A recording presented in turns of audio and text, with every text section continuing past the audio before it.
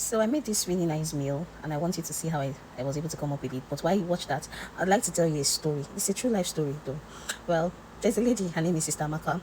She was in the choir, she's blessed, she sings very well. And whenever she starts singing, the whole place is filled with the glory of God. So it turns out that time came for Amaka to pick a life partner. Please don't mind the handle of this fry pan. It removes the day I bought it. And I just can't throw away a good fry pan because of handle. Rather, I'll be careful. So she decided to get married. And two active suitors were available for her. She had to choose one. Now, a short profile about them. One of them is poor and is a church member. He drives Okada and he has no education.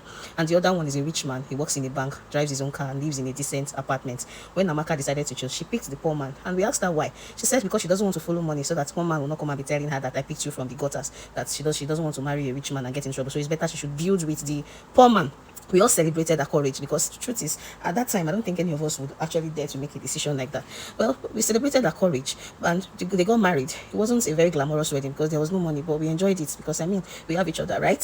So, after the wedding, after a while, we didn't see Sister Amaka in church again. She doesn't attend choir practice. She doesn't even come to church and she was no longer singing. Then when we started probing, we realized Amaka is now a victim of domestic violence. The man beats her, doesn't like to see her around any man. If she says hello to any man, she gets into trouble. And that was how Amaka became dim. She couldn't come to church again because she always had bruises on her face. So this Amaka that made the decision to marry a poor man because she feels it's safer to marry a poor man, she became an object of scorn.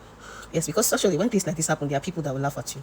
So, and we don't know, maybe the experience with the rich man would have been the same, but we can never tell. However, this poor man that she married did not treat her well, and she made that decision out of goodwill that she wanted to build with a man who would see her, respect her, which is applaudable. But there are ways to make decisions, and this kind of thought pattern is not a very, very valid way to. There are decisions in life you make on your knees. You have to trust God. Say those who fight on their knees, they get victory in the spirit. So it's important for you to know that certain things you have to just trust God to lead you. I know all that glitter is not gold, but it doesn't mean that everything that glitter is not gold. And at the same time, it also doesn't mean we should go for things that are dim all the time. Sometimes that thing that glitter might just be gold. Don't forget, gold actually does glitter. And in this context, you can see she said all that glitter is not gold. She went for something dim. How do you say all that glitter is not gold? And because of that, you went for. Then the pap, this pap.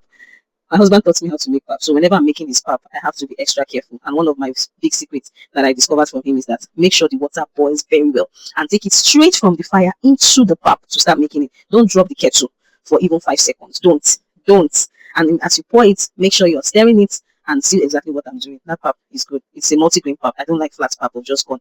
I like different grains. Um, so thank you for watching.